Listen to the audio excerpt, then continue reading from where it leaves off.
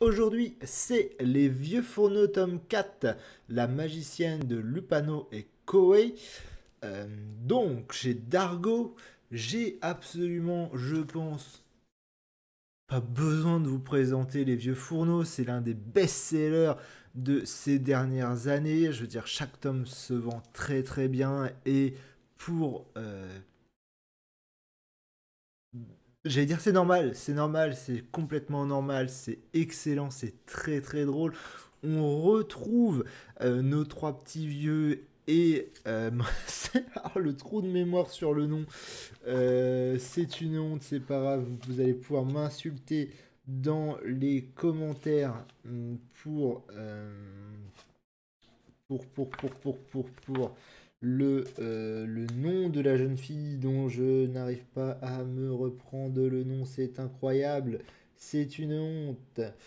Juliette, purée, Juliette, voilà, Juliette. Donc, qu'est-ce qui se passe dans ce tome vite fait, bien fait, sans tourner autour du pot? Et bah tout simplement, comme vous le savez, évidemment dans le tome 3, l'entreprise, la grosse entreprise du coin voulait agrandir son entreprise, justement, ce qu'ils vont faire, sauf que, tadadadin, retournement de situation, le... comment ça les écologistes trouvent une sauterelle hyper rare dans le champ et donc viennent s'installer dedans des écologistes, les ZAD, qui viennent protéger la sauterelle. On découvre tout ça. Évidemment, c'est l'occasion pour l'auteur de nous faire une petite parodie de ce qui se passe à Notre-Dame-des-Landes. On a plein de références. J'ai beaucoup aimé une référence. Alors c'est le hacker du groupe, le hacker des jeunes parisiens qui, je vais retrouver la page. Ah ah c'est plus vers la fin, évidemment. Toujours préparer le truc. Ah voilà. Le hacker, donc on voit le symbole de Thor dessus, ce qui est très drôle. Donc, notre petite Juliette, célibataire avec son enfant unique, tombe amoureuse du scientifique qui découvre cette sauterelle. On a aussi enfin, et ça je vais pas vous spoiler, mais on connaît enfin le nom du père de sa fille.